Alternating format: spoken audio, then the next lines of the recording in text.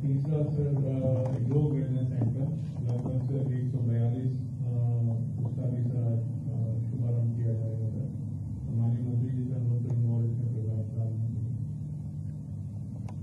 नववर्ष की मंगल कामनाओं के साथ आयुष विभाग की योजनाओं का उद्घाटन एवं शुभारंभ एवं आयुष विभाग में नवचयनित शिक्षा अधिकारियों को नियुक्ति पत्र वितरण कार्यक्रम के अवसर पर माननीय यशस्वी मुख्यमंत्री जी, हमारे प्रमुख सचिव मुख्यमंत्री आलोक जी, हमारे अपर मुख्य सचिव आयुष श्री प्रशांत त्रिवेदी जी, हमारे विशेष सचिव Rajkamal Yadav ji, director Ayurveda SN Singh ji, director homeopathic Manoj Kumar Yadav ji, उपस्थित सभी आयुष विभाग के अधिकारीगण, कर्मचारीगण एवं माननीय मुख्यमंत्री जी द्वारा नियुक्ति पत्र पाने वाले सभी चिकित्सा अधिकारीगण। माननीय मुख्यमंत्री जी, भारतीय चिकित्सा पद्धति जो ऋषि मुनियों द्वारा विकसित की गई थी, उस आयुष विधा को आपने पुनर्जीवित किया है। यह कार्य आप जैसे तपस्वी मुख्यमंत्री कर सकते हैं। माननीय मुख्यमंत्री जी, जब से आपने अपने उत्तर प्रदेश की मुख्यमंत्री के रूप में बागडोर संभाली है, आपने हर विभाग, हर क्षेत्र में विकास की गंगा बहाई है। आपके दिशा निर्देश में आयुष विभाग भी इस कोरोना काल में आयुष विभाग ने भी अपनी बहुत ही महत्वपूर्ण भूमिका निभाई है। माननीय मुख्यमंत्री जी, इस कोरोना काल में हमारी चाहे राज्य निर्माण औषधिशाला हो, निर्माणशाला हो, चाहे हमारे राज्य के आयुर्वेद, होम्योपैथिक, आयुर्वेद और निजी क्षेत्र के मेडिकल कॉलेज हों या हमारे और संस्थाएं हों, उन्होंने आयुष काढ़ा निःशुल्क वितरण करके पूरे प्रदेश में, उत्तर प्रदेश की जनता को इम्यूनिटी बढ़ाने के लिए एक बहुत बड़ा योगदान किया है। इसी के साथ साथ हमारे राज्य आयुष मिशन ने भी आयुष मिशन से आयुष 64 सनसनी बटी अगस्त हल्दी अनुतेल को क्रय कर पूरे प्रदेश की जनता को निःशुल्क वितरण कर उनकी इम्यूनिटी बढ़ाने के लिए एक अहम योगदान दिया है, जिसकी प्रशंसा हमारे केंद्रीय आयुष मंत्रालय ने भी की है। इसी के साथ साथ होम्योपैथिक ने भी आर्सेनिक एल्बम 30 इम्यूनिटी बढ़ाने के लिए बड़े पैमाने पर अपने प्रदेश में वितरण कराई है। ये भी मैं इसमें कहना चाहूंगा कि इन औषधियों का सेवन करने से कुछ हमारे लोग संक्रमित भी हुए हैं, परंतु उन्हें कोई भी जानी नुकसान नहीं हुआ है। ये एक हमारे प्रदेश के लिए बड़ी उपलब्धि है। माननीय मुख्यमंत्री जी, आयुष काढ़ा गत वर्ष 2020 में एक पॉपुलर पेय पदार्थ के रूप में विकसित हुआ है, जो बच्चों के जनरल नॉलेज के पर्सन का भी एक विशेष उसने महत्व रखा है। माननीय मुख्यमंत्री जी, इस कोरोना काल में आपके निर्देशानुसार हमारे सभी अधिकारी, चिकित्सा अधिकारी, पैरामेडिकल सब लोगों ने इस कोरोना काल में पूरे तन मन धन से क्वारंटाइन सेंटरों पर अपना पूरा योगदान दिया है और अभी भी वो दे रहे हैं, जिसका कारण उत्तर प्रदेश कोरोना काल के संक्रमण में पार पाने में पूरे देश में प्रथम आया है। मैं माननीय मुख्यमंत्री जी, ये भी आपको अवगत कराना चाहूंगा कि हमारे 8 राजकीय medical college, Ayurvedic medical college, यूनानी और होम्योपैथिक और 27 प्राइवेट सेक्टर के हमारे मेडिकल कॉलेज क्वारंटाइन सेंटर बनाए गए थे, जिनमें पूरे तरीके से वहां हमारे डॉक्टरों ने, पैरामेडिकल ने पूरे तरीके से अपना योगदान दिया है। माननीय मुख्यमंत्री जी, आपने इस कोरोना काल से बचाव के लिए एक आयुष कवच ऐप का भी निर्माण कराया था, जिसका उद्घाटन आपके द्वारा किया गया था। इस आयुष कवच ऐप में हमारे 20 विशेषज्ञ के चिकित्सक बैठते थे और वो जो भी लोग परामर्श या कोई अपनी जानकारी उस आयुष कवच ऐप के द्वारा जानना चाहते थे, हमारे विशेषज्ञ चिकित्सक उसमें जानकारी देते थे, जिसमें लगभग 16 लाख लोगों ने ये आयुष कवच ऐप डाउनलोड किया। इससे अधिक लोगों ने इसका लाभ लिया। माननीय मुख्यमंत्री जी, ये हमारे लिए सौभाग्य की बात है कि सरकार बनते ही हमें योग दिवस पर माननीय प्रधानमंत्री जी की उपस्थिति, गरिमामयी उपस्थिति का अनुभव हुआ था। उन्होंने हमें आशीर्वाद दिया था और जब से आप आज तक निरंतर आपके आशीर्वाद से हमें प्रत्येक वर्ष योगा दिवस मनाने का कार्य कर रहे हैं। इस कोरोना काल में भी वर्चुअल द्वारा हमने योग 21 जून को विश्व योग दिवस मनाने का लक्ष्य रखा था और वो हमने मनाया है। ये हमारा परम सौभाग्य है कि योग को और गांव-गांव उसमें दूरस्थ ले जाने के लिए 183 योग वेलनेस सेंटर का हमने लक्ष्य रखा, आपने लक्ष्य रखा था, जिसमें आज 142 योग वेलनेस सेंटर का आप उद्घाटन करेंगे, जिसमें हमारा योग प्रशिक्षक हमारे रोगानुसार योग कराने का काम करता है और योग प्रशिक्षण देने का कार्य करता है। माननीय मुख्यमंत्री जी, इसी तरह आयुष टेलीमेडिसिन का आज आप शुभारंभ करेंगे। ये देश में प्रदेश का प्रथम आयुष टेलीमेडिसिन होगा, जिसमें हमारे प्रथम चरण में 16 जिले लिए गए हैं और 384 डिस्पेंसरियां इसमें चयनित की गई हैं। माननीय मुख्यमंत्री जी, इसमें हमारा वहां का चिकित्सा प्रभारी पैर के माध्यम से उन मरीजों की, रोगियों की सारी परेशानी, दिक्कत देख करके वो हमारा जो एक इसका टेलीमेडिसिन केंद्र जो है वो आयुर्वेद मेडिकल कॉलेज हमारा लखनऊ में बना गया है। वहां से वो जो हमारे कॉलेजों के योग्य शिक्षक हैं उनके द्वारा परामर्श लेकर के उन्हें अपने रोगियों को उनका वो परामर्श करने का काम, स्वास्थ्य लाभ देने का काम करेगा। ये एक देश में सबसे बड़ी उपलब्धि है। इसके लिए मैं अपने विभाग के अधिकारियों का, माननीय मुख्यमंत्री जी, आपका हृदय से धन्यवाद करता हूं। इसी के साथ साथ मैं सबसे बड़ी बात जो आप ही के द्वारा हो सकती थी, आयुष विभाग बिल्कुल पूरे तरीके से पिछड़ा हुआ था। इसमें सबसे बड़ी कमी डॉक्टरों की थी। बगैर चिकित्सक के हम पूरे प्रदेश में अपने उन भाई बहनों को स्वास्थ्य लाभ नहीं दे सकते। माननीय मुख्यमंत्री जी, आपके दिशा निर्देश से, आपके आशीर्वाद से आज लगभग 1100 चिकित्सा अधिकारियों को आप नियुक्ति पत्र वितरित करने का काम करेंगे।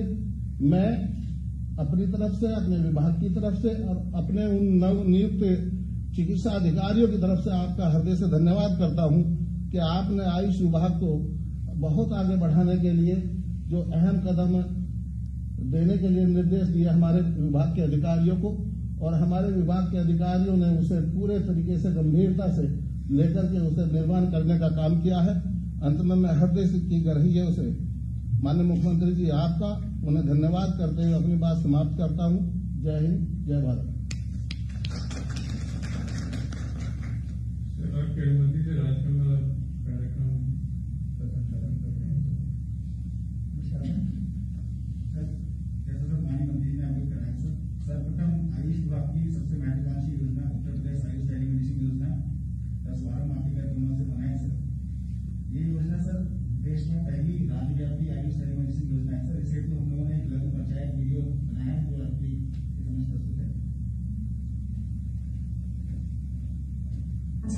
मिशन उत्तर प्रदेश की एक अनूठी पहल।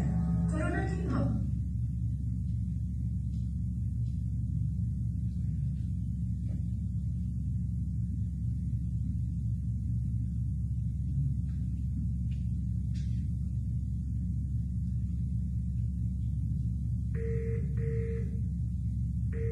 Welcome to Unified Conferencing.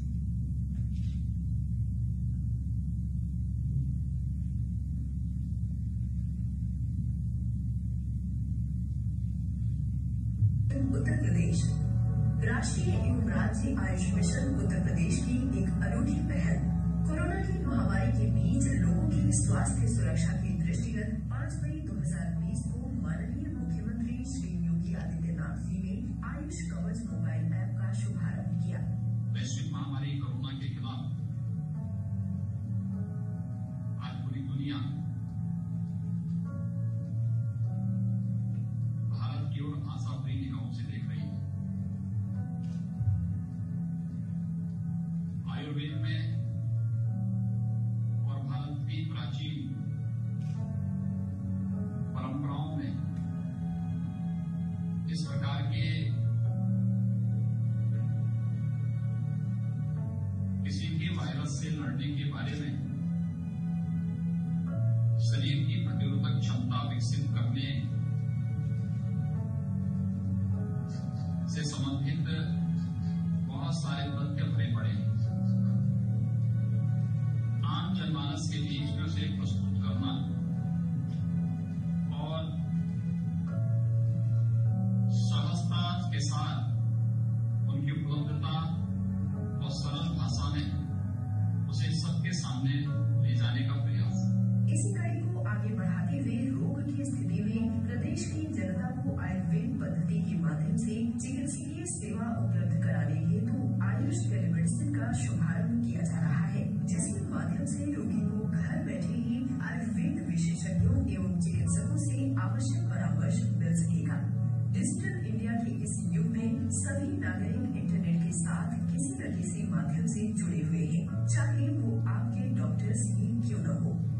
Ayush telemedicine योजना में रोगी आयुष टेलीमेडिसिन के माध्यम से वीडियो कॉन्फ्रेंसिंग द्वारा टेलीमेडिसिन हब यानी राजकीय आयुर्विज्ञान महाविद्यालय लखनऊ के आयुर्वेद विशेषज्ञों से घर बैठे या आयुष चिकित्सालय पर आकर तत्काल परामर्श एवं औषधियों से संबंधित ई प्रिस्क्रिप्शन प्राप्त कर सकते हैं।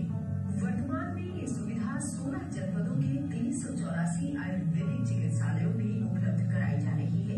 उत्तर प्रदेश आयुष टेलीमेडिसिन को हम 384 चिकित्सालयों के माध्यम से या आयुष कवच ऐप जो कि गूगल प्ले स्टोर एवं एप्पल ऐप स्टोर पर उपलब्ध है के माध्यम से उपयोग किया जा सकता है।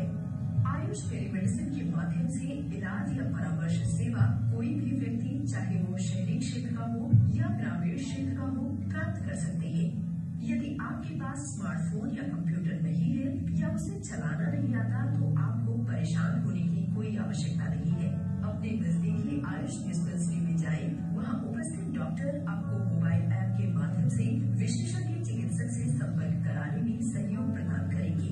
आयुष टेलीमेडिसिन का सपना हुआ साकार, गुणवत्तापूर्ण आयुष चिकित्सा पहुंची आपके द्वार। आयुष टेलीमेडिसिन रोगी के लिए कैसे कार्य करता है?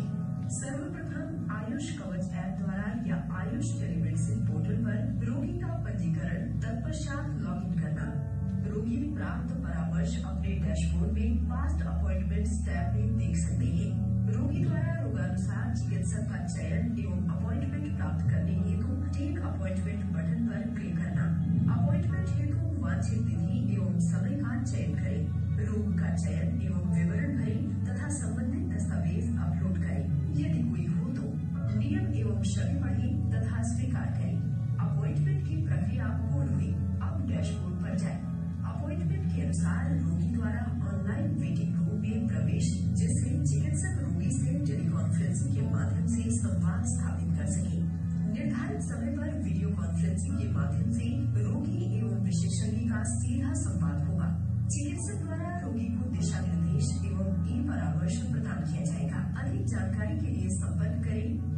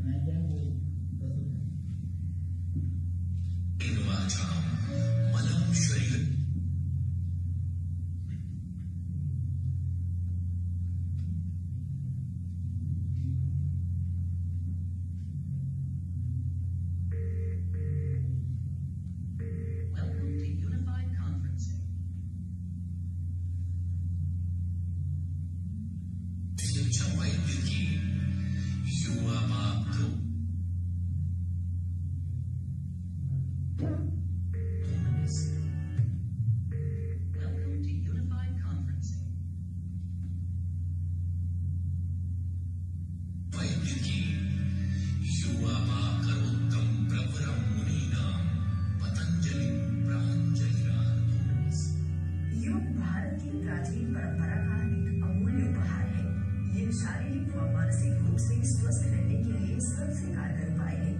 योग शरीर के साथ साथ मन को भी स्वस्थ रखता है। जन स्वास्थ्य में सुधार एवं रोग प्रतिरोधक क्षमता में वृद्धि के उद्देश्य से योग को जन सामान्य के बीच पहुंचाने के लिए राष्ट्रीय आयुष मिशन, आयुष मंत्रालय, भारत सरकार एवं उत्तर प्रदेश राज्य आयुष मिशन के माध्यम से प्रदेश के विभिन्न जनपदों में योग वेलनेस सेंटर का संचालन किया जा रहा है। अपने आप को जोड़ने का एक सबसे माध्यम है। यह व्यवहार न केवल हमें विवरण बनाती है, अभी आध्यात्मिक उन्नयन के माध्यम से जिस तरह का जगत की सभी प्रश्नों को उद्घाटन करने का अवसर भी हम सबको प्रदान कर रहा है।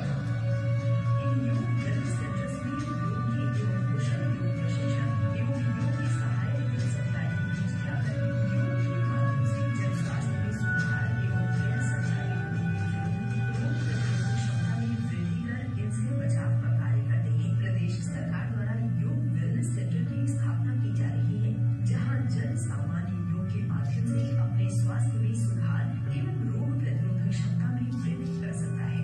माननीय मुख्यमंत्री जी द्वारा आज प्रदेश में 142 योग वेलनेस सेंटर का उद्घाटन किया जा रहा है, जो कि प्रदेश की जनता को समर्पित है। वैश्विक महामारी को ध्यान में रखते हुए समस्त प्रदेशवासियों से अपील है कि वो अपने घरों में या योग वेलनेस सेंटर्स में सुरक्षित रहते हुए सामान्य योगाभ्यास क्रम के अनुसार योगाभ्यास करें एवं अपनी प्रतिरोधक क्षमता बढ़ाएं।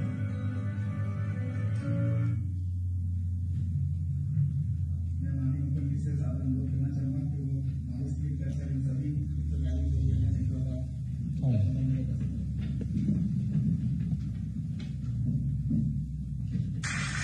चलो क्या हुआ? चलो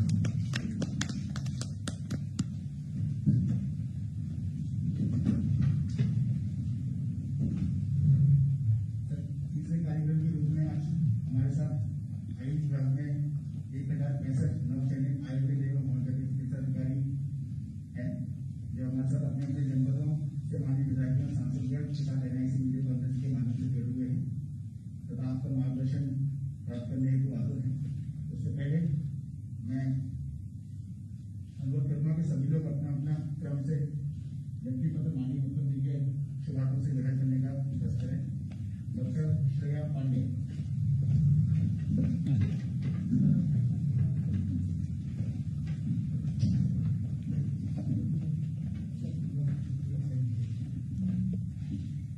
क्या किया था आपने?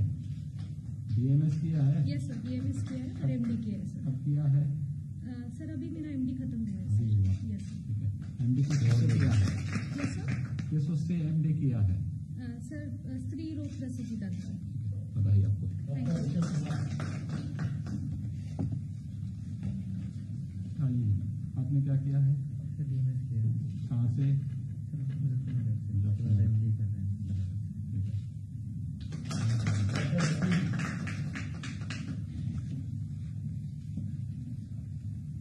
आपने क्या किया है? सर BMS किया राजकीय आयुर्वेदिक मानक से, PG किया हूँ राजकीय आयुर्वेदिक लखनऊ से। हो गया आपका कंप्लीट है?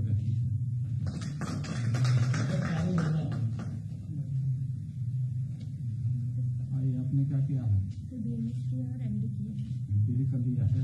कहाँ काम कर रहे हैं इसमें? सर इस समय बाराबंकी में लक्ष्मीपुर गाँव से। डॉक्टर पल्लवी पांडे।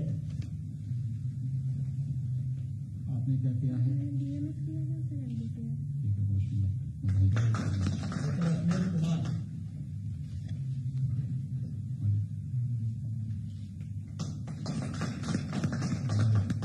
डॉक्टर निहारिका गुप्ता।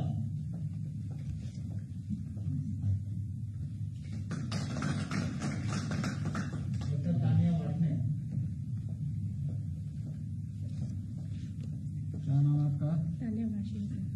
क्या किया आपने? ये चलो सर। पंचायत से है? जी। बहुत डॉक्टर सुंदर। आशीष गोयल। आपने भी क्या किया है? Sir BHMS MD। सर इसके अतिरिक्त आयुष टेलीमेडिसिन के लिए सर एक टेलीमेडिसिन क्लिनिक का बनाई गई है, जो सर आपके शुभ हाथों से डॉक्टर बबीता क्या है आपके जिला में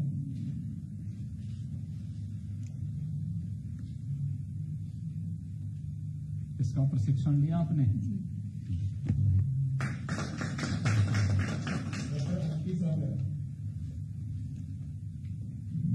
आपका प्रशिक्षण हो गया?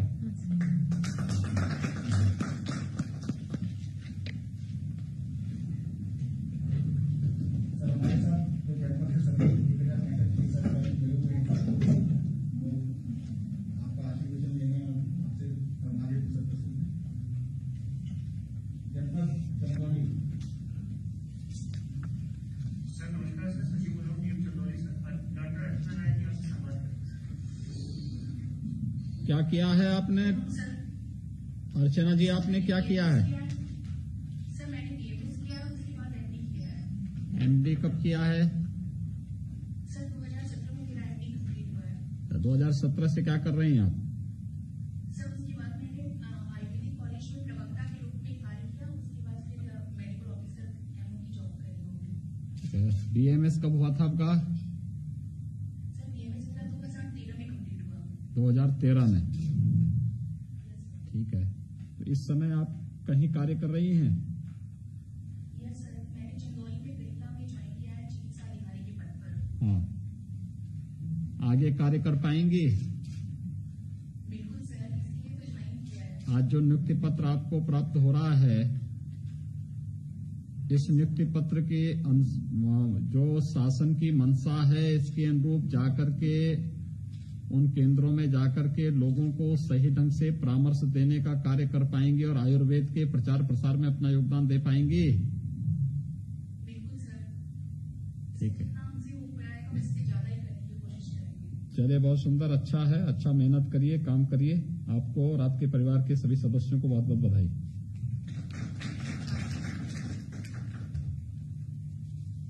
जनपद गोरखपुर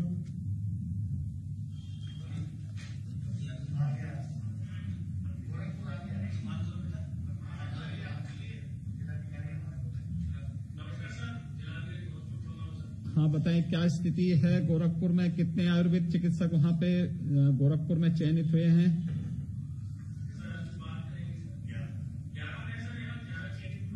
हाँ, ठीक है, किसी एक अधिकारी से बात कराओ।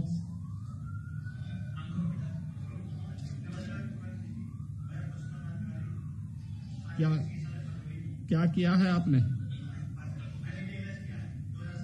2007 में। तो 2007 से उसके बाद से आप क्या कर रहे हैं?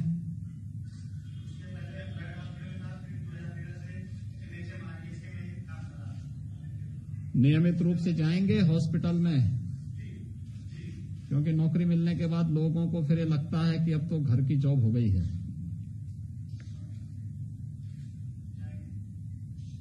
अपनी सेवाएं पूरी ईमानदारी के साथ दे पाएंगे और आयुर्वेद के प्रचार प्रसार के लिए कार्य कर पाएंगे?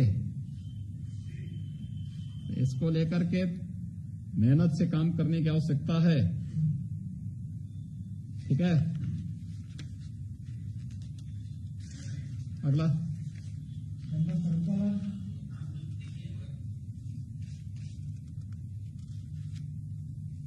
जनपद फरुखाबाद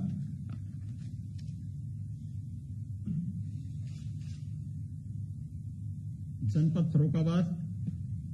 माइक फोन करके बोलिए। फरुखाबाद नमस्कार सर, मैं मानव सर टीएम फरुखाबाद सर। हमारे पास आज चिकित्सक डॉक्टर ये होमपैथ से हैं? नहीं सर, मैं आयुर्वेद को सारा प्रणाम सर। आपने क्या किया है? सर मैंने बीएमएस किया है 2011 में। 2011 में आपने बीएमएस किया है? जी सर। उसके बाद से क्या कर रहे हैं? उसके बाद से सर मैं अपना आयुर्वेद का अपना प्रैक्टिस करता था और अभी सर 2018 में वैकेंसी में मेरा अभी चयन हो गया। तो सर अभी मैं राजकीय आयुर्वेदिक चिकित्सालय फतेहगढ़ में कार्यरत हूँ सर। अच्छा, आप काम भी कर रहे हैं वहाँ पे? जी सर। तो आपको क्या लगता है आयुर्वेद के लिए आप लोगों को क्या करना चाहिए? सर आयुर्वेद के लिए हम लोगों को अभी जैसे सर हम लोग 2 कैंप भी कर चुके हैं। कैंपिंग करते हैं, आयुर्वेद के प्रति लोगों को जागरूक करते हैं और जो पेशेंट आते हैं आयुर्वेद को उनको इम्यूनिटी, जैसे अभी कोविड चल रहा है तो उससे संबंधित भी सर उनकी इम्यूनिटी वाली जो दवाइयाँ आ रही है उनको भी देते हैं सर। आप लोगों ने कुछ इसमें अलग से कोई नया काम करने का प्रयास किया आयुर्वेद में? क्योंकि आयुर्वेद का क्षेत्र बहुत विराट और विस्तृत क्षेत्र है और अनेक संभावनाएं हैं इसमें। इसी संदर्भ में सर हमने सोचा है कि रेगुलर इंटरवल पे हम लोग कैंपिंग करते रहेंगे, जहां से पेशेंट कम आते हैं वहां पे सर हम लोग कैंप करते हैं स्पेशली। आपने केवल बीएमएस किया है? जी सर, मैंने सर केवल बीएमएस किया है। अच्छा, इसके बाद आपने आगे पीजी नहीं किया है? सर पीजी मेरा सर पीजी में चिकित्सक बनने का वो नहीं था। मैं सर थोड़ा घर की परिस्थितियां भी थी तो सर मैं चिकित्सा क्षेत्र में आ गया। ठीक है, लेकिन मेहनत से काम करिए, बहुत अच्छी संभावनाएं इसमें आपको मिलेंगी। आपको और आपके परिवार को बहुत बहुत बधाई। अगला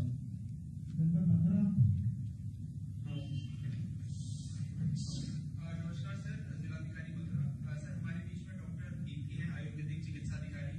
ये सर आपसे वार्ता करेंगे। आदरणीय मुख्यमंत्री जी नमस्कार। सभी मंत्री महोदय को मेरा नमस्कार। दीप्ति जी, आपने क्या किया है? सर मैं पीएचडी कर रही थी राष्ट्रीय आयुर्वेद संस्थान जयपुर से। हाँ, अभी कंप्लीट नहीं हुआ है? नहीं सर, अभी ब्रेक लेके आई हूँ। 2 साल कर रही थी, 1 साल रह गई है अभी। तो कब तक कंप्लीट हो जाएगा ये आपका पीएचडी? सर उन्होंने गैप दिया है कि आपको 3 इयर्स के विदिन ज्वाइन करना है और आपको थीसिस सबमिट करनी है। हाँ। 6 इयर्स का टाइम पीरियड है जिसके अंदर उनको थीसिस सबमिशन रजिस्ट्रेशन अलाउड होता है। क्या है आपके थीसिस का जो है मुख्य, वो क्या है? किस उस पे आप थीसिस कर रहे हैं? किस पे आपका शोध चल रहा है? सर हमारी जो मेन 3 संहिताएं हैं, चरक, सुश्रुत और वाग्भट। हम्म तो सुश्रुत में जो क्लासिकल मेडिसिनल प्लांट्स जो बताए गए हैं हम्म उनका एक संग्रह है जिसको गण नाम दिया गया है। हाँ, उस गण में जितने भी प्लांट्स अवेलेबल है उनके बारे में जानकारी एकत्रित करना हाँ। और वो कहाँ कहाँ ट्रीटमेंट में एप्लीकेबल है, चिकित्सा में उसका संहिता में कहाँ कहाँ प्रयोग हुआ है, उस सिंगल द्रव्य का भी और एज अ होल पूरे गण का कहाँ कहाँ प्रयोग हुआ है उसको देखना है। उसके अलावा वो किसी और व्याधि में प्रयुक्त हुआ है उसको उसमें से एक्सट्रैक्ट करना है उस टेक्स्ट में से। आपने इस संबंध में कुछ पहचाना है कि कौन कौन सी ऐसी औषधियां हैं जो अभी भी आपके आसपास के वातावरण में मौजूद हैं, लेकिन उसको हम सामान्य रूप से बहुत ध्यान से देखते नहीं, उसका कोई उपयोग कर नहीं पाते हैं? सर ऑलमोस्ट मतलब द्रव्य तो बहुत है जो हम लोग यूज नहीं कर पाते हैं। जैसे अभी जो मेरी डिस्पेंसरी है उसके आगे ही नॉर्मल पीपल का पेड़ लगा है, हम यूज नहीं करते हैं ज्यादातर। हाँ। पंचपल्वल में पल्लव में या पंचवल्कल में आता है, और इसके अलावा बात में उसका बहुत इम्पोर्टेंट यूज बताया है अश्वत्थ पीपल का, बोधि वृक्ष कषाय के नाम से। तो उसको नॉर्मल लोग नहीं जानते हैं और हम भी प्रैक्टिस में यूज नहीं कर पाते हैं। हमें टेक्स्ट में पढ़ा जरूर है और हम यूज करने के लिए हमारा वहां तक ध्यान नहीं जाता। जब हम बैठते हैं डिस्पेंसरी में, हमें टाइम मिलता है, पेशेंट मिलते हैं, तो हम उनको यूज करना बता सकते हैं अगर हमारे पास अवेलेबिलिटी है आसपास। देखिए, अगर आप लोग इस चीज को देखेंगे, इसके महत्व को समझेंगे कि भारत की ऋषि परंपरा ने पीपल को, बरगद को क्यों ईश्वरीय अंश माना है, उसके पीछे आप देखेंगे कि उसका एक एक अवयव उपयोगी है, इसलिए उसका इतना महत्व है। हमने उसको केवल एक धार्मिक रूप से उसको मान तो लिया, लेकिन उसके बाद उसके औषधीय महत्व को कभी समझने का प्रयास नहीं किया कि लौकिक जगत में उसकी उपयोगिता किस रूप में हो सकती है। अगर उसके इस महत्व को समझने का प्रयास किया होता, हमारे आयुर्वेदाचार्यों ने इस क्षेत्र में उस शोध को और आगे बढ़ाया होता, तो हमने तुलसी से लेकर के और पीपल और बरगद तक के महत्व को समझ करके जन जन को इसके प्रति जागरूक किया होता। हम लोगों को आज भी समय है। कोरोना ने एक अवसर दिया है आप सभी लोगों को कि आज हर परिवार काढ़ा पीने के लिए मजबूर हुआ है, लेकिन काढ़ा का उपयोग हमारे यहाँ प्राचीन काल से ही होता रहा है। तो ये बहुत सारी चीजें हैं जिसके लिए आप लोगों को प्रेरित कर सकती हैं, और एक एक जड़ी बूटियां हैं जिनके प्रति लोगों को आप बता सकते हैं और स्वयं भी इस क्षेत्र में कार्य कर सकते हैं, और आप स्वयं शोध कर रही हैं। अभी आपने 2 साल का किया है, लेकिन आप यहाँ कार्य करते हुए भी शोध को आगे बढ़ा सकती हैं। मुझे लगता है ये अवसर आपको मिल सकता है। अगर आप करेंगे तो ये आपके लिए और आपके एक अच्छे भविष्य के लिए एक अच्छा संकेत होगा। आपको और आपके परिवार को बहुत बहुत बधाई।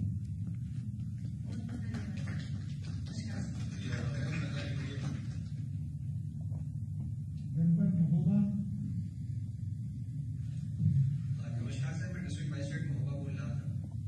डॉक्टर अमिता सिंह बात करेंगे। प्रणाम माननीय मुख्यमंत्री जी, मैं डॉक्टर अमिता सिंह, चिकित्सा अधिकारी, राजकीय आयुर्वेदिक चिकित्सालय कुटाई महोबा। अमिता जी, आपने क्या किया है? सर, मैंने मेरा बीएमएस बनारस हिंदू यूनिवर्सिटी से कंप्लीट किया 2015 में। हाँ। उसके बाद मैंने 2016 में एमएस प्रसूति बनारस हिंदू यूनिवर्सिटी से ज्वाइन किया था, जो 2019 में कंप्लीट हुआ। कंप्लीट होने के बाद आप अब यहाँ पे महोबा में सेवा दे रही हैं। जी सर। आप रहने वाले वहीं के हैं? नहीं सर, मेरा चित्रकूट है। आप चित्रकूट में तो यहाँ रहते भी हैं कि केवल जो है यहाँ कभी कभी शकल दिखाने के लिए आती हैं? सर, रहती हूँ, हर बार को रह करके वहां से जाती हूँ। वहाँ पे रह करके अपने वहाँ पर पूरी सेवा दे रहे हैं ना? जी सर। देखिए, आपने तो एक बहुत प्रतिष्ठित संस्थान से अपनी डिग्री ली है और इस क्षेत्र में आप बहुत अच्छा काम कर सकती हैं, बहुत अच्छा काम कर सकती हैं। देखिए, भारत हमारी परंपरा में तो आयुर्वेद घर घर में था। आपके पास तो डिग्री है और घर घर में था। दादी के नुस्खे यही थे ना कि सामान्य जो छोटी बीमारियां होती थी या जो ऋतु परिवर्तन के कारण तमाम प्रकार के रोग होते थे, इन सभी में दादी के नुस्खे ही काम आते थे। तभी बड़े बड़े हॉस्पिटल नहीं थे। उन सभी के बारे में आप लोग अच्छा काम कर सकते हैं। देखिए, सीखने की कोई उम्र नहीं होती है। व्यक्ति किसी भी उम्र में अच्छा काम कर सकता है। तो क्या आप जब महोबा में रहते होंगे तो महोबा और उसके आसपास के क्षेत्र में, बुंदेलखंड इस क्षेत्र में काफी समृद्ध है। चित्रकूट और उसके आसपास के क्षेत्र में इस प्रकार की बहुत सारी संभावनाएं हैं। क्या कभी आपने इसके प्रति कोई अपना जो है इधर भी आपने सोचने का प्रयास किया है कि आयुर्वेद की इस विधा को और समृद्ध करने में आपका क्या योगदान हो सकता है? जी सर। कुछ करेंगे आप लोग इस क्षेत्र में? सर, मैं हाँ सर, चिकित्सा शिविर लगा करके लोगों के बीच में जागरूकता देखिए, ये तो सरकार के कार्यक्रम है। सरकार के कार्यक्रम के अलावा आयुर्वेद के विस्तार और उसके प्रचार प्रसार के लिए भी आप लोग बहुत बड़ा काम कर सकते हैं। देखिए, उन औषधीय मूलों को ढूंढना। देखिए, हमारी परंपरा क्या कहती है, बहुत स्पष्ट कहती है कि कोई भी मूल ऐसा नहीं जिसमें औषधीय गुण न हो। केवल अच्छे योजक की आवश्यकता है। एक आयुर्वेद चिकित्सक के रूप में क्या आप लोग इस कार्य को कर पाएंगे कि जितने भी पेड़ पौधे हैं, जितने भी ये आपके जो हैं जंतु हैं, जितने भी जो है ये मूल दिखाई देते हैं, जिसको बहुत बार हम खरपतवार मान करके फेंक देते हैं, इन सब में औषधीय गुण हैं, हर एक में। उसको ढूंढने की आवश्यकता है। क्या उसको ढूंढने का प्रयास या कभी आप लोगों ने चिन्हित करने का प्रयास किया? देखिए, और इसके अलावा हम लोग बहुत सारी ऐसी जो आसपास ग्रो होने वाली, जैसे दूर्वा है, उसका हम लोग यूज अपने कॉलेज में भी करते थे। निम्ब है सर, वो आसपास मिल जाता है बहुत इजीली, उसका यूज भी करते हैं। देखिए, यही तो हमारी ऋषि परंपरा कहती है, नास्ति मूलो अनौषधय। यानी कोई भी मूल ऐसा नहीं जिसमें औषधीय गुण न हो। इसके पीछे का उद्देश्य ही यही है। वह तुलसी है। आज हल्दी के महत्व को दुनिया समझ रही है। आज अदरक के महत्व को दुनिया समझ रही है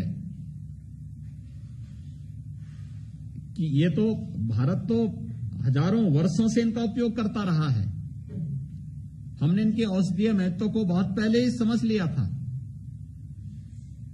क्या इन कार्यों के बारे में कभी आपने एक आयुर्वेद चिकित्सक के रूप में जानने का प्रयास किया? जी सर। इस पे अच्छा काम कर सकती हैं आप बुंदेलखंड में रह करके। अपने सरकारी देखिए, सरकारी नौकरी का मतलब एक औपचारिकता नहीं है। आप सरकारी ड्यूटी करने के बाद जो समय बचता है, इस समय का उपयोग कर सकती हैं और इस समय का उपयोग करके आयुर्वेद की बहुत बड़ी सेवा कर सकती हैं। आप बहुत बड़ी सेवा कर सकती हैं। करेंगे तो अच्छा रहेगा। बहुत बहुत बधाई आपको और आपके परिवार के सदस्यों को।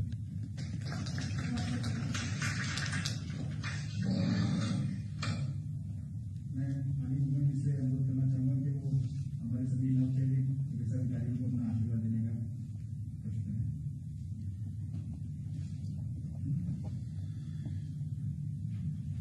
आयुष विभाग के 9 चयनित आयुर्वेद और होम्योपैथी विधा के चिकित्सा अधिकारियों के नियुक्ति पत्र वितरण, आयुष टेलीमेडिसिन की योजना के शुभारंभ तथा प्रदेश के अंदर 142 योग वेलनेस सेंटर के शुभारंभ के आज के इस कार्यक्रम के अवसर पर यहां पर उपस्थित मेरे सहयोगी मंत्री डॉक्टर धर्म सिंह सैनी जी, विभाग के अपर मुख्य सचिव श्रीमान प्रशांत त्रिवेदी जी, विभाग के सभी अधिकारीगण, आयुष मिशन से जुड़े हुए सभी हमारे पदाधिकारीगण, आज की इस वीडियो कॉन्फ्रेंसिंग के माध्यम से विभिन्न जनपदों में उपस्थित हमारे मेरे सहयोगी मंत्रीगण, माननीय सांसद, माननीय विधायकगण, हमारे प्रशासन से जुड़े हुए सभी अधिकारीगण और नवनियुक्त सभी हमारे आयुष विभाग के नवनियुक्त चिकित्सकगण, मैं सबसे पहले आज एक साथ लगभग 1100 चिकित्सकों के चयन की इस प्रक्रिया को पूर्ण होने के अवसर पर उत्तर प्रदेश लोक सेवा आयोग के अपने अधिकारियों को हृदय से धन्यवाद देते हुए आयुष विभाग को इस बात के लिए अभिनंदन करता हूं कि इन्हें एक साथ 1100 चिकित्सक मिले हैं और उन्होंने जिस तत्परता के साथ नियुक्ति पत्र वितरण के साथ इनको नियुक्ति की प्रक्रिया को आगे बढ़ाया है, यह प्रदेश के आयुर्वेद और होम्योपैथी चिकित्सा क्षेत्र में अपने कैरियर को आगे बढ़ाने वाले हमारे इन युवाओं के लिए एक अवसर के रूप में है। मैं इसलिए विभाग को धन्यवाद देते हुए सभी 9 चयनित चिकित्सकों का हृदय से अभिनंदन करता हूं, उन्हें बधाई देता हूं। वास्तव में आयुष मिशन भारत की परंपरागत चिकित्सा पद्धति को प्रेरित और प्रोत्साहित करने का एक बहुत अच्छा माध्यम है। कोरोना कालखंड ने तो हम लोगों को भारत की परंपरागत चिकित्सा विधा के बारे में सोचने के लिए मजबूर भी किया है। आप देखते होंगे,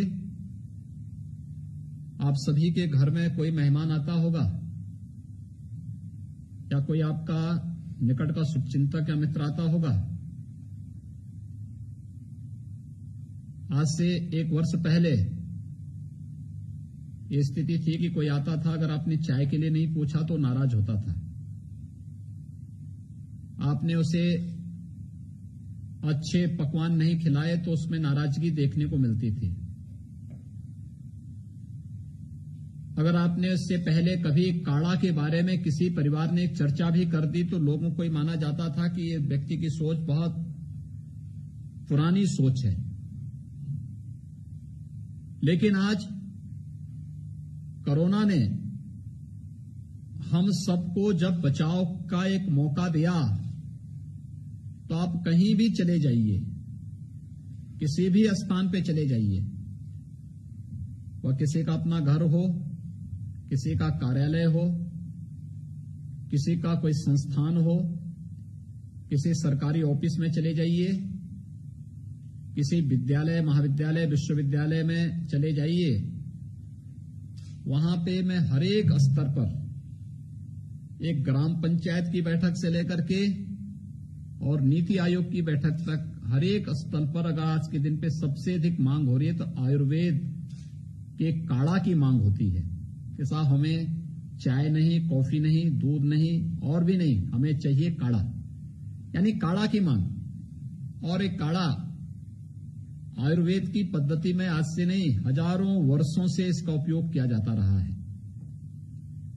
ऋतु परिवर्तन के साथ इसका सेवन करने की प्रेरणा प्राचीन काल से, और इसमें खासतौर पर तुलसी का काढ़ा तो एक सामान्य घर घर में पिया जाने वाला एक आयुर्वेद का एक पेय है। तुलसी ताजी मिले ठीक, सूख जाती है, उसके पत्तों को सुरक्षित लोग रखते हैं और उसका फिर उपयोग करते हुए उसके काढ़े का सेवन करते हैं। यानी आयुष के प्रति, चाहे वह आयुर्वेद हो, यूनानी हो, होम्योपैथी हो,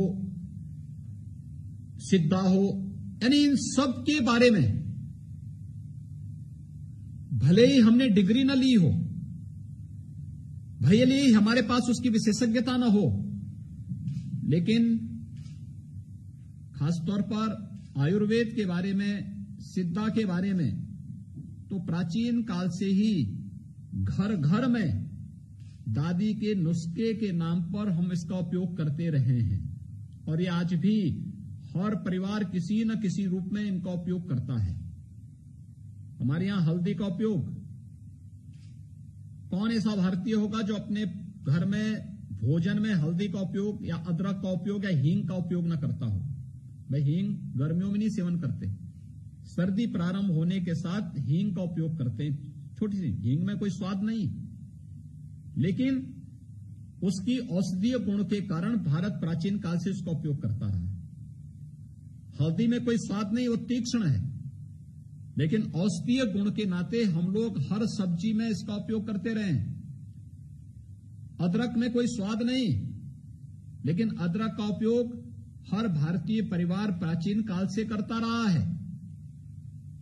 और जब हम करते थे, हमारे पूर्वज इसका सेवन करते थे, दुनिया हमें पिछड़ा मानती थी।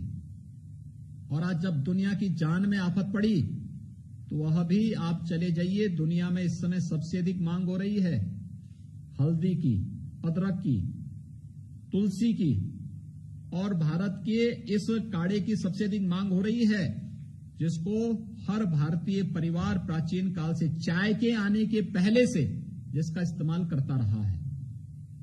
हम अपने आयुर्वेद और इस आयुष मिशन की कीमत को समझें। और मैं धन्यवाद दूंगा प्रधानमंत्री मोदी जी को, जिन्होंने प्रधानमंत्री बनने के बाद आयुष मिशन को एक अभियान के रूप में लिया और आयुष मंत्रालय का ही गठन करते हुए इस विधा के प्रोत्साहन के लिए अनेक प्रकार के कार्यक्रम उन्होंने पूरे देश के अंदर प्रारंभ किए और देश का पहला आयुष विश्वविद्यालय भी दिल्ली के अंदर बनाया। कितना बड़ा कार्य, कितना बड़ा विस्तृत क्षेत्र है। मुझे आश्चर्य होता है, पिछले दिनों कुछ चिकित्सकों ने विरोध किया था कि आयुर्वेद के लोग ऑपरेशन करने की छूट क्यों दी जा रही है। मुझे उनकी बुद्धि पे तरस आ रही थी। पहला इस धरती का सर्जन आयुर्वेद का ही था। आयुर्वेद ने ही यह सर्जरी की विधा को दिया है, उन्हें यह बताया जाना चाहिए। लेकिन चूंकि आयुष के साथ, मिशन के साथ जुड़े हुए, चाहे वह आयुर्वेद के हों, यूनानी के हों, सिद्धा के हों, होम्योपैथ के हों, ये परंपरागत जो चिकित्सा पद्धति रही है, इससे जुड़े हुए लोगों ने विगत कई सदियों से कोई भी नया शोध करने का प्रयास नहीं किया और अपने महत्व को आगे बढ़ाने का प्रयास नहीं किया, इसलिए वे एलोपैथ की तुलना में पिछड़ गए। जब डिग्री की बात होती है तो हमारे पास व्यापक संभावना होने के बावजूद भी हम लोगों ने उसे आगे बढ़ाने का प्रयास नहीं किया। मुझे याद है एक बार मेरा एक परिचित यही लखनऊ में थे, विधायक थे, तो मैंने अचानक फोन किया। लगभग आज से 12 वर्ष पहले की घटना है। तो उनकी आवाज कराहती हुई आवाज आई। तो मैंने कहा क्या हो गया है? कहा कि मैं खड़ा नहीं हो पा रहा हूं। मैंने कहा हो क्या गया है? कहा कि मैंने यहां पे मैं डॉक्टरों को दिखाते दिखाते परेशान हो गया हूं, मैं चल फिर नहीं पा रहा हूं, मुझे बड़ी परेशानी है।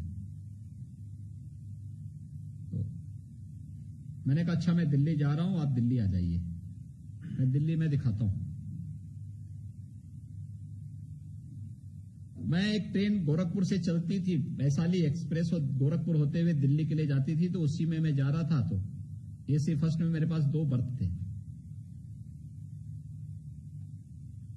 मैंने उनके सहायक को कहा, मैंने कहा भी इनके भी रिजर्वेशन करवा दो और लखनऊ में इनको लेकर के आओ, मेरे साथ दिल्ली चले जाएंगे, दिल्ली में मैं इनकी व्यवस्था कराता हूं। तो मेरे साथ यहां पे लखनऊ रेलवे स्टेशन पे उनको ट्रेन पे 4 लड़के उठा के ले आए। तो मैंने उनकी स्थिति देखी, मैंने कहा मैं कौन सा बला पाल लिया है, अब मैं यहां इनको लेके दिल्ली जाऊंगा, और दिल्ली में यहां तो 4 लोग हैं, रेलवे स्टेशन पे दिल्ली में मुझे परेशानी होगी अभी। खैर मैंने उनको ट्रेन में नीचे की एक बर्थ दिलाई, लेटवाया, दिल्ली लेके गया। उन पे पूरे उन्होंने बेल्ट बांधी हुई थी और 2 लोग उनको सहारा देकर किसी प्रकार से दिल्ली में उतारे। फिर मैं उन्हें अपने आवास पे लेके गया।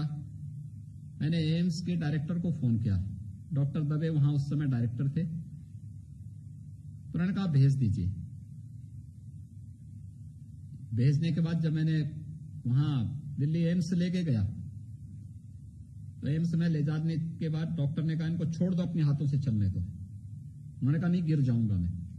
उन्होंने कहा नहीं गिरने दो, और थोड़ा चले, उन्होंने बिठाया। उन्होंने कहा ये बेल्ट फेंक दो। एक्शन के लिए बेल्ट बांधी हुई थी पूरी पीछे से लेकर के। तो उन्होंने कहा मैं 6,000 रुपए में ले आऊं। अरे इसकी कोई कीमत नहीं, आपको ये विकलांग बना देगी ये बेल्ट।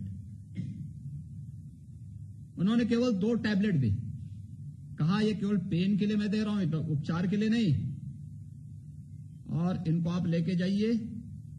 मुझे उन्होंने कहा योगी जी आप इनको 1-2 आसन बता दीजिए, जब ये पेन इनका समाप्त हो जाएगा इनको केवल भुजंग आसन करवाइए और इनको 1-2 अन्य कुछ क्रियाएं करवा दीजिए, ये ठीक हो जाएंगे।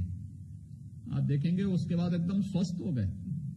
यानी बेल्ट फेंक दी, दवा सारी बंद कर दी, और हमने इसके महत्व को कभी समझने का प्रयास नहीं किया, कभी नहीं किया। और उसका परिणाम है कि हम लोग केवल दूसरों के द्वारा जो सब्ज बाग दिखाए जाते हैं, प्रचार किए जाते हैं, उसके पीछे भागते हैं। जितनी व्यापक संभावनाएं हैं, और खासतौर पर आयुर्वेद, योग एंड नेचुरोपैथी में ये 142 योग एंड वेलनेस सेंटर जो खोले जा रहे हैं, यहां पर हमने योग प्रशिक्षक को 27,000 रुपए और उनके सहायक को 10,000 रुपए मासिक देने की प्रक्रिया भी प्रारंभ की है। और मैं चाहूंगा कि इसको व्यवसाय न बनाकर के एक मिशन मोड में वे लेकर के चलें। इसमें ईमानदारी पूर्वक वे लोग कार्य करेंगे, इनके कार्यों की समीक्षा होगी, समीक्षा के अनुसार फिर उनके कार्यकाल को आगे बढ़ाने का कार्य भी होगा। और मैं बोलूंगा आयुष मिशन से जुड़े हुए लोगों को कि अभी से इसकी तैयारी करें। दूसरा, आयुर्वेद और होम्योपैथ के जिन चिकित्सा अधिकारियों की आज तैनाती हो रही है, इसको केवल एक सरकारी नौकरी मानकर के औपचारिकताएं बंद कर दें। आपके ऊपर बहुत बड़ी जिम्मेदारी है, और बड़ी जिम्मेदारी ये कि केंद्र और प्रदेश सरकार ने आप पर एक बहुत बड़ा विश्वास किया है। कई वर्षों के बाद 1100 चिकित्सक एक साथ आ रहे हैं, जिन्हें अभी हमारे जनप्रतिनिधिगण अलग अलग जनपदों में नियुक्ति पत्र वितरित करेंगे। लेकिन आप लोग अपनी सरकारी सेवा को करने के बाद 5 घंटे 6 घंटे की अपनी शासकीय सेवा को वहां पर देने के साथ ही आयुर्वेद और होम्योपैथ दोनों क्षेत्र में जो व्यापक संभावनाएं हैं, जो मैंने भी कहा कि पहले भी मैंने कहा, भारत की ऋषि परंपरा इस बात को कहती रही है कि कोई भी ऐसा मूल नहीं, यानी कोई भी ऐसा जड़ नहीं, जड़ी नहीं, ऐसी कोई भी जंतु नहीं जिसमें औषधीय गुण न हो। केवल एक योग्य योजक की आवश्यकता है। उस योजक के रूप में, चिकित्साधिकारी के रूप में आपकी नियुक्ति दी जा रही है। आयुर्वेद उसी विधा का एक आपको चिकित्साधिकारी के रूप में नियुक्ति पत्र दे रहा है। होम्योपैथ पूरी की पूरी विधा उसी पर आधारित है, यानी प्लांट पर ही आधारित पूरी विधा है, कोई अलग से उसमें नहीं होना है। और इतनी सात्विक विधा होने के बाद भी हम लोग इसके प्रति जो हमारा एक भावनात्मक लगाव होना चाहिए वह नहीं बन पाता है। हम इसको केवल सरकारी नौकरी प्राप्त करने तक इसको सीमित कर लेते हैं। जब तक किसी को आप मिशन मोड में नहीं लेंगे, किसी कार्य को जीवन में भले ही आपने एक स्थान प्राप्त आप कर लेंगे, लेकिन इसके बाद की स्थिति बड़ी भयावह होगी। आप सोचिए, पिछले 25 वर्षों में सबसे बड़ी नियुक्ति है आयुर्वेद की, आयुर्वेद और होम्योपैथ के क्षेत्र की। और इस क्षेत्र में जो आपको ये नियुक्ति की प्रक्रिया के साथ जोड़ा जा रहा है, एक चिकित्साधिकारी के रूप में आप अपने फील्ड में बेहतरीन प्रदर्शन कर पाएंगे, यह उम्मीद एक तो शासन आपसे रखता है। दूसरा, हम परंपरागत चिकित्सा पद्धतियों के प्रति कुछ कार्य कर सकेंगे तो मानव कल्याण का एक बहुत बड़ा मार्ग प्रशस्त होगा। तीसरा, हेल्थ टूरिज्म का एक नया डेस्टिनेशन आप योग एंड वेलनेस सेंटर को और आयुर्वेद के केंद्रों को सिद्धा, यूनानी और होम्योपैथ के केंद्रों को बना सकते हैं। सीखने की एक तमन्ना निरंतर होनी चाहिए। आपका जो कार्य क्षेत्र होगा वहां पर या उसके आसपास के क्षेत्रों में ऐसे लोगों की सूची बनाइए जिनके पास इस फील्ड की जानकारी पहले से है। परंपरागत ज्ञान, बहुत सारे लोगों के पास डिग्री नहीं होगी लेकिन परंपरागत ज्ञान की जानकारी होगी। आज भी आप देखते होंगे गांव में बहुत सारे ऐसे लोग हैं या बहुत सारे बुजुर्ग ऐसे हैं जो जड़ी बूटी के बारे में जानकारी लेते हैं। अभी विगत दिनों मेरे पास एक सज्जन आए थे, उन्होंने कहा कि उत्तर प्रदेश के ही हैं। उन्होंने कहा मैं आपको एक जड़ी के बारे में बताने के लिए आया हूं। मैंने कहा क्या मतलब? उन्होंने कहा साहब एक जड़ी मेरे पास है और इस जड़ी से कितना भी विषैला सांप किसी व्यक्ति को काटेगा, इस जड़ी का हम उसको पानी पोछ का जो है जड़ी रगड़ करके पिलाते हैं और वो ठीक हो जाता है।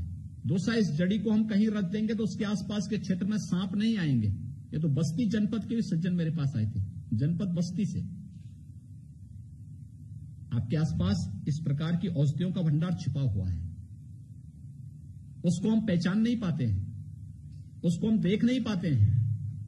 हमारे बीच में बहुत सामान्य, उनके पास कोई डिग्री नहीं, कोई डिप्लोमा नहीं, वे कोई प्रैक्टिस भी नहीं करते, लेकिन उस जड़ी का इस्तेमाल जरूर करते हैं, लेकिन उसका कोई दाम नहीं लेते। बहुत सारी ऐसी जड़ियां हैं जिसको देने वाला व्यक्ति उसके बदले में कुछ लेता नहीं है, क्योंकि ये मानता है कि मुझे मेरे पूर्वजों ने दिया है या मुझे गुरु परंपरा में प्राप्त हुआ है, इसलिए मैं इसका कोई दाम नहीं लूंगा, बल्कि अपने पूर्वजों के प्रति कृतज्ञता ज्ञापित करने और उनके प्रति श्रद्धा व्यक्त करने का उनका एक माध्यम ये बनता है। और ये चीजें हमें ढूंढनी पड़ेंगी कि अगर भारत की हमारे ऋषि परंपरा ने इस बात को कहा है कि नास्ति मूलो अनौषधेय, तो यह वैसे ही नहीं कहा होगा। हर जड़ी बूटी यानी जितने भी जंतु हैं, जितने भी प्लांट हैं, इन सब में औषधीय गुण हैं। इन औषधीय गुण को ढूंढना और फिर उसके अनुरूप मानवता के कल्याण का मार्ग प्रशस्त करना एक कार्य यह आयुर्वेद और होम्योपैथ से जुड़े हुए लोग बहुत आसानी से कर सकते हैं। इस दिशा में एक नया प्रयास प्रारंभ होना चाहिए। अपनी शासकीय दायित्वों का निर्वहन करने के बाद का जो समय आपके पास होता है, ये मान के चलिए कि आपका कैरियर इस फील्ड में बन रहा है, इसके पीछे आयुर्वेद और आयुर्वेद के जनक का योगदान है, होम्योपैथ और होम्योपैथ के जनक का योगदान है, जो आपको और आपके परिवार को एक नया जीवन मिला है, एक नया कैरियर को आगे बढ़ाने का एक अवसर प्राप्त हो रहा है। इस फील्ड में हमारा शोध का कार्य और विस्तृत होना चाहिए। अब एक डॉक्टर हैं और एक डॉक्टर के रूप में आप अपने शोध के कार्य को और विस्तृत कर सकते हैं। जानने की जिज्ञासा होनी चाहिए। उस विराट कार्य क्षेत्र में आपका हस्तक्षेप होना चाहिए, लेकिन याद रखना कोई भी कार्य ऐसा ना करना जिससे आपकी ये विधा आपके कृत्यों के कारण अपमानित महसूस हो। इस बात को भी ध्यान रखने की आवश्यकता है। दूसरा, पहली बार, और मुझे लगता है देश के अंदर ये उत्तर प्रदेश ने पहली बार टेलीमेडिसिन के साथ आयुष को जोड़ा है। और मैं चाहूंगा कि प्रदेश के आयुष मिशन से जुड़े हुए जितने भी विशेषज्ञ हैं, इनकी एक सूची बना करके और समय तय करें कि इस समय, इस दिन यह विशेषज्ञ इस कार्य के लिए मौजूद होगा। अलग अलग बीमारियों के लिए तय कर लें और इसको एक निरंतरता दिए जाने की आवश्यकता है। आज भी देखने बहुत सारी ऐसी बीमारियां हैं जिसमें एलोपैथ प्रभावी नहीं होगा। वातज जितनी भी बीमारियां हैं, भाई आयुर्वेद में बीमारी के 3 ही कारण हैं, वात, पित्त और कफ में जिसकी भी यानी जिसका प्रकोप होगा उससे संबंधित बीमारी होगी। तो स्वाभाविक रूप से बहुत सारी ऐसी बीमारियां होंगी जिसकी बीमारी में हो सकता है कि मॉडर्न जो आपकी चिकित्सा पद्धति है ये उतना प्रभावी न हो सके, लेकिन आयुर्वेद उसमें बहुत प्रभावी हो सकती है। वातज जितनी भी बीमारियां हैं, इसका जितना अच्छा समाधान आयुर्वेद आपको दे सकता है अन्यत्र नहीं मिलेगा।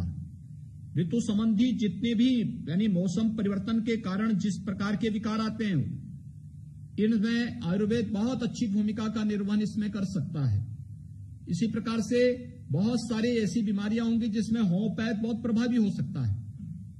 हम उसके बारे में सोचें, सिद्धा के बारे में सोचें, यूनानी के बारे में सोचें, ये परंपरागत चिकित्सा पद्धतियों के बारे में और इसके विशेषज्ञों की एक सूची उत्तर प्रदेश के अंदर और देश के अंदर बनाना। जो उत्तर प्रदेश के अंदर मौजूद हैं, चाहे वह सरकारी क्षेत्र में हो, निजी क्षेत्र में हो, उनकी सेवाओं को लेना और उनकी सेवाओं को एक पोर्टल के माध्यम से प्रदेश के अंदर हर एक जगह उनके लिए फ्री की सुविधा उपलब्ध, यानी फ्री कंसल्टेशन, इसमें टेली कंसल्टेशन की सुविधा आयुष मिशन के साथ माध्यम से हम उनको दे सकें। यह तो जोड़ना ही, साथ साथ देश के अंदर भी बहुत सारी जगह बहुत अच्छे विशेषज्ञ हैं, बहुत अच्छे विशेषज्ञ हैं, खासतौर पर आयुष से जुड़े हुए तो बहुत अच्छे कार्य हैं। याद रखना, देश के अंदर हम लोगों ने हेल्थ टूरिज्म का जो बहुत अच्छा कॉन्सेप्ट देखा है, ये योग, आयुर्वेद एंड नेचुरोपैथी के माध्यम से इस देश के अंदर आया है। और जहां पे लोगों ने इसको मिशन मोड में लेके काम प्रारंभ किया है, वहां पे उन्हें सफलता प्राप्त हुई है और बहुत अच्छे अच्छे विशेषज्ञ आपको देश के अंदर मिलेंगे। उनकी भी सूची बनाना, उनके साथ एक संवाद स्थापित करना और फिर प्रयास होना कि साप्ताहिक, पाक्षिक या मासिक उनके कंसल्टेशन प्रदेशवासियों को प्राप्त हो सके। इसके बारे में भी हमें इस टेलीमेडिसिन की इस व्यवस्था के साथ उन सबको जोड़ना और इसका लाभ प्रदेशवासियों को देना, इसके साथ हमें करना पड़ेगा। तीसरा, योग एंड वेलनेस सेंटर। ये योग and wellness centre health tourism का एक नया डेस्टिनेशन यूपी के अंदर बनेगा और मैं चाहूंगा कि इसके लिए जो हम लोगों ने योग विशेषज्ञ और उनके सहायक के रूप में जिन लोगों को वहां पे नियुक्ति दिया है, एक तो इनकी ट्रेनिंग, दूसरा इनके कार्यों की निरंतर मॉनिटरिंग। ये लोग वहां पर जो कार्य करें ये अवेयरनेस के बारे में करें और योग के बारे में सही जानकारी इनको होनी चाहिए। याद रखना, योग और व्यायाम में एक सामान्य मूलभूत अंतर होता है। जब हम योगिक क्रियाओं को करते हैं तो योगिक क्रिया में व्यक्ति श्वास अंदर खींचता है, व्यायाम में श्वास बाहर फेंकता है। योग की क्रिया स्थिर और सुखपूर्वक संपन्न होती है, आनंददायक होती है। व्यायाम में व्यक्ति अपनी अधिक से अधिक ऊर्जा बाहर की ओर फेंकता है और इस बात पे ज्यादा उसका फोकस होता है कि मेरे कितना मैं पसीना अपना निकालूं। योग में, योग की क्रियाओं में बहुत स्थिर और सुखपूर्वक ये सारी क्रियाएं संपन्न होती हैं। जो हमारे ये प्रशिक्षक या अन्य जो सहायक वहां पे कार्य करेंगे वे लोगों के बीच में जाकर के इस बात को ध्यान में रख के करें। सामान्य सूक्ष्म व्यायाम अच्छी बात है। दूसरा, इसमें देश काल और परिस्थिति का भी ध्यान रखना होगा। इन चीजों के बारे में भी ध्यान दें। कैसे आने वाले समय में हम योग को हेल्थ टूरिज्म का एक बहुत अच्छा सेंटर नहीं, योग एंड वेलनेस सेंटर को बना सकते हैं, इसके बारे में भी हमारी तैयारी और उस रूप में हमारे कार्यक्रम को आगे बढ़ाने की तैयारी। आयुर्वेद से जुड़े हुए जो हमारे विशेषज्ञ हैं, यहां पे योग एंड वेलनेस सेंटर में भी तो ये योगिक क्रियाओं का कराएंगे। बाद में यहां पे खटकर्म के बारे में भी ये लोग अगर उन क्रियाओं को बताएंगे तो वात, पित्त और कफ से संबंधित तमाम प्रकार के विकारों में भी एक सामान्य जन को सहयोग देने में इनकी बहुत बड़ी भूमिका हो सकती है। और आयुर्वेद में पंचकर्म की यही भूमिका है। इसके बारे में भी अगर ये कार्य आगे बढ़ा सकेंगे तो आप लोग आयुर्वेद का भी और योग का भी एक अच्छा समन्वय स्थापित करते हुए लोगों को आरोग्यता की ओर ले जाने में आपकी एक बहुत बड़ी भूमिका होगी। मुझे बहुत प्रसन्नता है कि प्रदेश के अंदर 183 योग एंड वेलनेस सेंटर में से 142 आज हम उत्तर प्रदेश वासियों को समर्पित कर रहे हैं। यानी एक साथ तीन बड़ी उपलब्धियों के साथ उत्तर प्रदेश का आयुष विभाग आज प्रदेश वासियों को इतनी ज्यादा सौगात इस 9 वर्ष के अवसर पर उपलब्ध करा रहा है। जो 1100 से अधिक हमारे आयुर्वेद और होम्योपैथ के चिकित्सक आज नियुक्ति पत्र प्राप्त कर रहे हैं। इसी प्रकार से योग एंड वेलनेस सेंटर के लिए योग प्रशिक्षक और उनके एक सहायक के रूप में उनको वहां पर पहले से ही उनको नियुक्ति पत्र उपलब्ध करा करके इस कार्यक्रम को आगे बढ़ाया गया है। टेलीमेडिसिन की सुविधा के साथ आयुष मिशन को जोड़ने का जो कार्यक्रम हुआ है, ये कार्यक्रम इसलिए क्योंकि सरकार की सोच सकारात्मक है और अच्छे लोगों को जनता ने चुन करके जब शासन में भेजा है तो अच्छी सोच के साथ वे कार्यक्रम कर रहे हैं। और मैं इसके लिए विभाग को तो धन्यवाद दूंगा ही, हमारे जो जनप्रतिनिधिगण जनपदों में नियुक्ति पत्र वितरण कर रहे हैं, वे नियुक्ति पत्र उन सभी जनप्रतिनिधियों के परिश्रम और पुरुषार्थ का परिणाम भी है कि उनके द्वारा जो प्रयास प्रारंभ किए गए हैं कि समय पे नियुक्ति हो, समय पे लोगों को नौकरी मिले, अच्छे लोगों को पारदर्शी तरीके से नौकरी की सुविधा का लाभ मिले, वह प्रक्रिया आज प्रदेश के अंदर बहुत अच्छे ढंग से आगे बढ़ पा रही है।